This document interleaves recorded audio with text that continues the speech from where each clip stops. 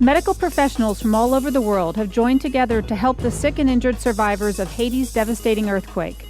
These medical volunteers are not just physicians, they're nurses, paramedics, corpsmen, therapists, technicians. Every type of medical professional is represented in this international effort, including physician assistants. And we have one of them with us today from Haiti.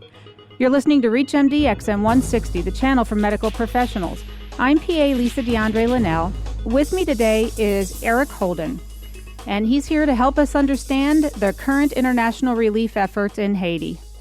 Hi, Eric. Welcome to ReachMD. Hey, thanks. So, Eric, first of all, how are you doing? We're doing really well, actually. We ended up with the 82nd Airborne, and they're treating us really well over here. I heard through the news that the search for survivors is no longer happening there. Is that what you're hearing there? The large-scale search has essentially ended, but they're still pulling people out of some isolated locations. There was a woman and her baby who were pulled out of a pharmacy just yesterday, and they had survived. Apparently, there was adequate food and water inside the pharmacy, so that they were able to survive until a team came and found them. Driving around the city today, actually, we did see one of the urban search and rescue teams still working on one of the buildings. So I think the main effort has ended, but there's some areas that they know that people are still in. There's one story about a family that's trapped inside a grocery store, and they're okay in there, but, they need to get pulled out of there, obviously. So I think at this point they're limiting their searches to places where they know that there are people still alive who are trapped, who have been communicating by cell phone or by texting with their families. Well, cell phones had a great impact there.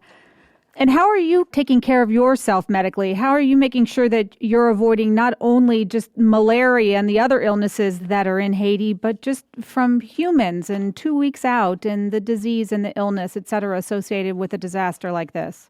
Yeah, well, most of us anyway, got some vaccinations before we came to Haiti, things like typhoid. We all updated our tetanus shots, our hepatitis A and B series, things of that nature. As well, we're all taking anti-malarials. We're all taking doxycycline for the most part daily to prevent any kind of, malarial problem. What that doesn't cover for, which is mosquito-borne here, is dengue. So we're all wearing lots of mosquito repellent, the 100% DEET, that kind of stuff. Apparently, most of the mosquitoes that bite during the day are malarial-borne mosquitoes, and most of the ones at night are dengue-carrying mosquitoes. So most of us are intense with mosquito netting, and we just douse ourselves with DEET before we go to bed and hope we don't get dengue. So as far as precautions about food and water, we're eating some of the local food, but we're careful not to eat, meat that we buy off the street, things of that nature. There was a photographer who came with us early on who actually ate a hot dog off the street and got fairly ill from that. A couple members of our group have had some bouts of GI distress, but the group that's here now is all doing pretty well. Well, the New Yorkers are used to buying all their food off the street, so this is a change. Yeah, you just need to take some simple precautions. You don't buy oranges that have already been peeled by people. You don't know how clean their hands are. You don't pretty much eat any meat unless you saw it cooked yourself and you know what the source is. If you can't identify a meat, you don't eat it. Right. So, Eric, how has your PA training affected what you're doing there? It's been very helpful for me. Also, the time I spent as a paramedic was a good basis for all of this. Really, most of what we're doing here is essentially kind of a paramedic scope of practice with, a little bit of suturing, some orthopedics thrown in. I did quite a bit of emergency medicine and trauma training throughout my PA school, and we've seen quite a few bad fractures that we've had to splint prior to transportation. We actually did reduce a femur fracture in the field the other day, and prior to transport of a patient who had no pulses in their foot, and after we reduced the fracture, they had pulses again. Yeah, unfortunately, we don't have any really good injectable narcotics with us, so we've been using Toradol, which is an injectable anti-inflammatory. We really don't have anything stronger than, Naproxen, Motrin, or Tylenol with us to give folks. We've been making do, and I think people are happy to get what we have. Do you feel like the situation is improving? I think it is, day by day. We're seeing that there are areas where people were begging for water. The first day we were in town, and now we see the UN trucks there delivering water to people. The food situation, I think, still needs to be improved. It seems like the water is under control at this point. Did you feel any of the aftershocks? Were you involved in any of those? We did. We felt a couple of minor ones. We weren't here for the big one, the 6.0 that happened a day before we arrived, but we felt a couple of minor ones, which I'm guessing are in 2 or 3 range. I was actually in the 1989 earthquake in California, so I'm kind of used to earthquakes. Comes along with being a Californian. So the minor ones, most of us at this point are just kind of rolling over in bed and waiting to see if it stops, and if it doesn't, we all know where to go. So what lessons have you learned from this experience so far? I think the most important thing for a disaster like this is getting people to the scene as quickly as possible. And that's something that this organization is really good about. They had a list of people available, beforehand. And as soon as it happened, they sent out email and said, we're going in a couple days. Who's with us? We need a yes or no in 24 hours. And then when we hit the ground, we concentrated on the urban areas that were the hardest hit. we've really kind of come up with a list of medications and supplies for next time.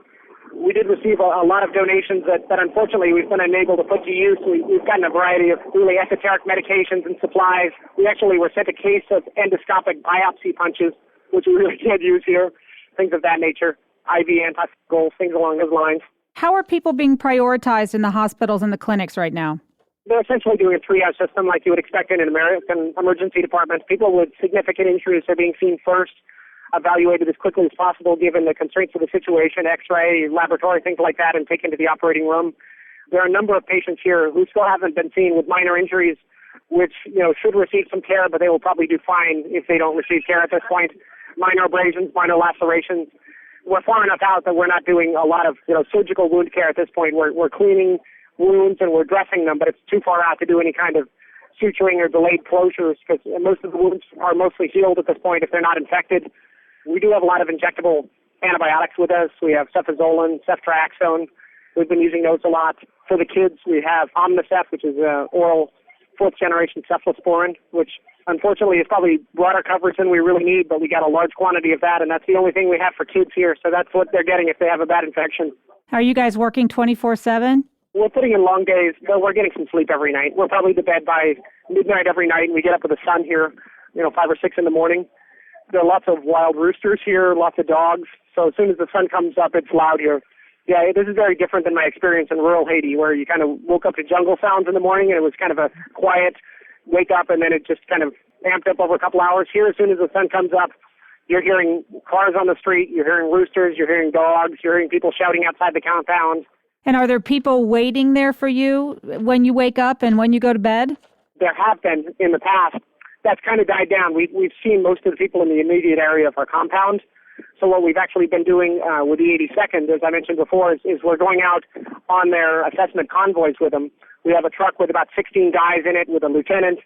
They just have a grid system lined up for the whole city, and we're going tent city to tent city, and we find whoever the leader in the area is, whether it be a local rabbi or someone who was previously an elected official in the area, and we ask them, do you have sick people here who need to be seen, and they take us right to them in the heart of the tent cities, and we evaluate and we treat them there if we can. If not, we stabilize them and evacuate them to one of the local hospitals. If you're just joining us, you're listening to the Clinicians Roundtable on ReachMD XM 160, the channel for medical professionals. I'm PA Lisa Dandrea Lenell, and I'm speaking with Eric Holden, physician assistant, and he's currently in Haiti participating in the international relief effort.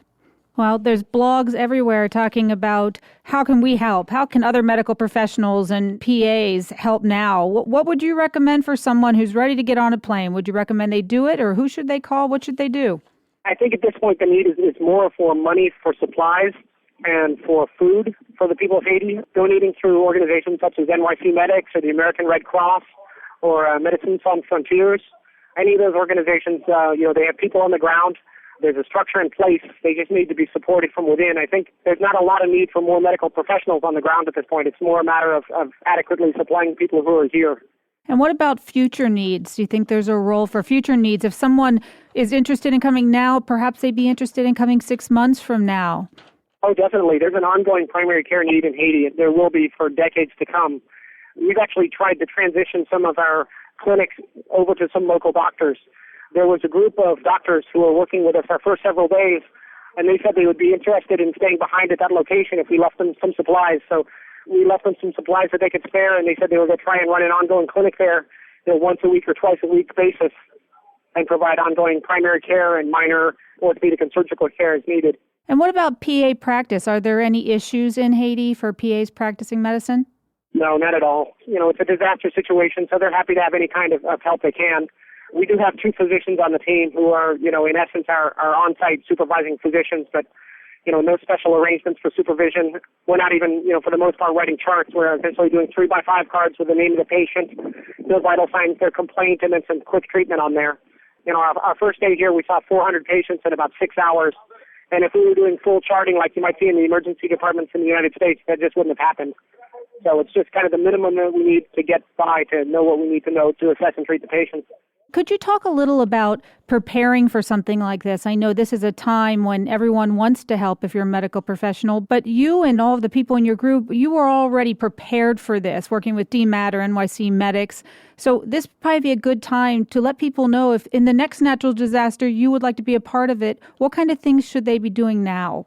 There are a number of supplies that people need to do something like this. If you're outfitted for camping in the backcountry, you probably have almost everything you need. You need a good 3-season tent. You need a quality water filter that gets both bacteria as well as viruses. We found as soon as we got here that a number of people didn't have adequate water filtration. They had things that would only pull out Giardia, but not things that would pull out viruses. So we had to come up with some stronger chemical means, some chlorine tablets, things along those nature that would kill bacteria. Certainly the clothing is important. A lot of us are wearing the lightweight nylon kind of pants that zip off into shorts. Things that you can sweat in. It's hot and it's wet here. It's 90 degrees every day and 90% humidity. So it's like being in the Bahamas. So it's hot and wet. So people need to be prepared for that. What about training? Should people be looking at an NGOs or should they be looking at the federal disaster medical teams? What would you recommend for them to get training to be prepared? There are a couple of different ways to do it. Probably the best way is to become involved with their local DMAT teams. Every state has a DMAT team, and several of them are here on the ground now. I think we actually beat our local DMAT team here. I'm on the Oregon DMAT team, and they're going to be leaving for Haiti the day that I get back. So certainly the smaller organizations, although they don't have, as many supplies and things ready, they have the advantage of being more mobile. If you have 10 guys, you can get something like this together in 3 or 4 days and just leave. If you have to mobilize 30 or 40 people and move all those supplies, it's a little more difficult. But becoming a part of a DMAT team means that you can provide emergency care in your home communities throughout other states, domestically as well as for international events such as this. What if they want to get involved with New York City Medics?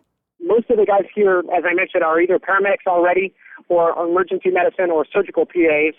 So really we're looking for folks with those backgrounds. For our initial group of 10 people, we had many more people who wanted to come over who we unfortunately couldn't bring over, but they had to kind of look through the list and find out who had the requisite skills. And then they also looked for people who could speak either French or Creole. I don't speak either, but I've been here to Haiti before. I'm both a paramedic and a PA, so I think that put me a little higher on the list. And certainly my buddy Mike Jones putting in a good word for me is probably what helped. He was on the Pakistan trip, and I think his word means a lot for those folks. Yeah, let's talk for a bit about New York City Medics. They've got quite an amazing history. Can you kind of give us their story? Yeah, I can give you kind of a little outline of that. When the initial earthquake happened in Pakistan, some of the medics had heard that no care was going into some of these more rural areas, and they really wanted to get supplies and help into those areas. They were able to find someone who would fly them over and pay for some supplies. It was actually an Islamic relief organization that was concerned about patients in that area. They put up a lot of money and flew them over and paid for their supplies, and they were actually dropped into a really kind of remote area where no one had been yet, and they provided care to 3,000 or 4,000 patients while they were there.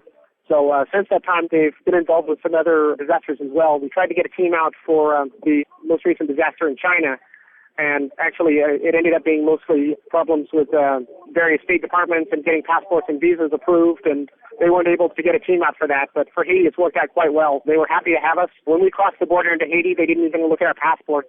Well, these guys definitely know how to make things happen. I think it's that New York City blood they have. Yeah, this is a very strong group of paramedics. I've worked all over the country as a paramedic before becoming a PA, and these are the best paramedics I've ever worked with. I'm really proud of each one of these guys. Well, how long will you stay? There's another group that is going to come and relieve us. We're going to overlap for 1 day in the Dominican Republic, and they will probably also be here for 10 days to 2 weeks. I think at this point for them, the mission is kind of evolving and it's going to be changing a little bit. While we were kind of going in and seeing the most critical patients, people who needed immediate assistance, I think their role will take on more of a primary care type of function. We've received a lot more donations just while we've been here of routine medications for hypertension, for diabetes, things of that nature. And a lot of people here who are on chronic medications haven't been able to see a doctor or get into a pharmacy at the time of the earthquake, so they're out of all their medications, and we now have the ability to resupply those. I know after the 2005 earthquake in Pakistan, the New York City Medics went back in later. Are you planning on doing the same thing in Haiti? We may. At this point, it really depends what the need is and how long our supplies hold out and how long our support holds out. If there's an ongoing need, they may send in additional teams. That's kind of evolving on a day-by-day basis. Actually, we just got a call. I need to go, Lisa. Okay. We're heading out with the 82nd on another mission here. So, hey, thanks for joining us. Be safe. Okay, take care. Bye-bye. Bye. I'm PA Lisa Dandrea Lenell, and you've been listening to the Clinicians Roundtable on ReachMD XM 160, the channel for medical professionals. Please visit our website at reachmd.com, which features our entire library through on-demand podcasts. You can also find us on Facebook and follow us on Twitter. And I thank you for listening.